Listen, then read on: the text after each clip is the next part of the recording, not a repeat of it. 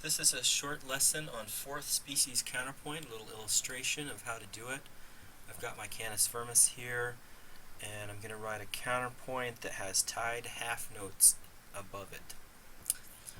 So I've decided I'm going to start an octave above simply because notice my canis firmus leaps up pretty high fairly quickly, so I want to keep my other voice sort of out of the way.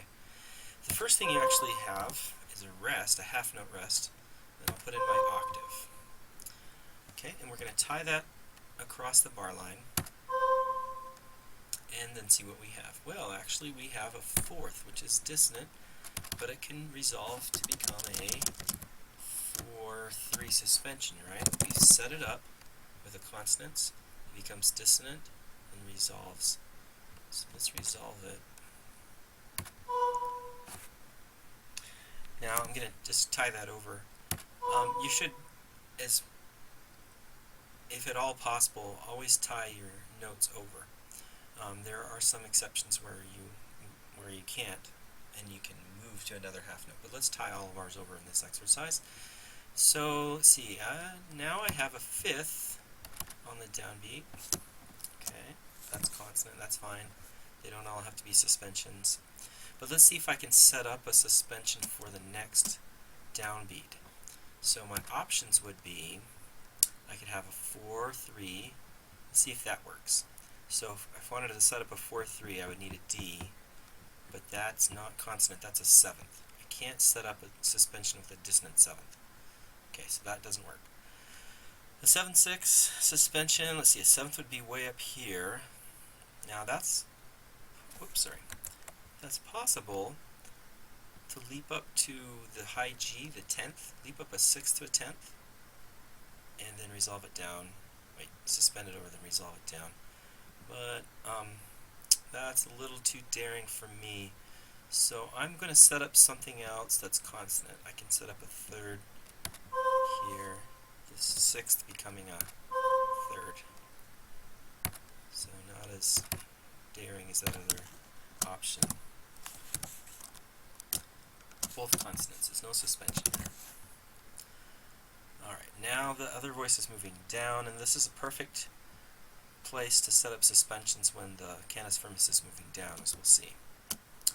Alright, so let's try, we can do a 4-3 or a 7-6 suspension here. If I wanted to set up a 4-3, then I would bring in this, I could set up with a consonant third. The only problem is I already have a C, and I don't want to just repeat that. So let's try the other one. So I'll go up here and find a 7-6, there's a seventh. That would be a consonant sixth above here. Okay, let's try that. So we'll leap up to the 6th and tie that over to where it becomes a dissonant 7th. And that has to resolve then down to a 6th. Let's see what we have so far. These keep getting moved out of to the wrong places. 4-3 suspension, consonants, consonants, consonants. We leap up to a 6th. That prepares a 7-6 suspension. Let's see how that sounds so far.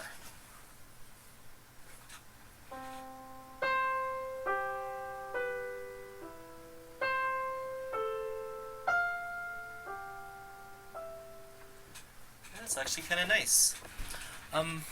Let's continue that pattern. I already kind of know what's going to happen because I know what happens when those cantus firmi continue to go down. We're going to tie that across, and lo and behold, we have prepared another 7th. So we'll resolve that down to a 6th. And tie that across, and another 7th. And then we'll resolve that down to a 6th. And we'll tie that across, and we set up another 7th. We resolve that down to a 6th, and we are at our cadence. That went well. Okay, let me put in those numbers so you can see. So we've formed a chain of 7-6 suspensions. It always works nicely when the canis firmus moves down by step, then you can have that sort of thing happen. Okay, so we have 7-6 becomes another seventh, that resolves to a sixth, prepares another seventh, resolves to another sixth, and 7, 6, and then we have our perfect octave at the end. So here's how this sounds now that it's finished.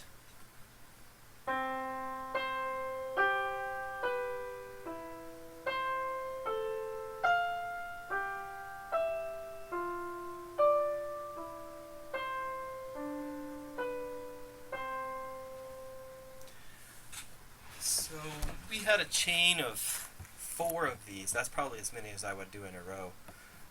But it actually worked out pretty smoothly, and they don't always work out that smoothly. So that's how fourth species is supposed to work.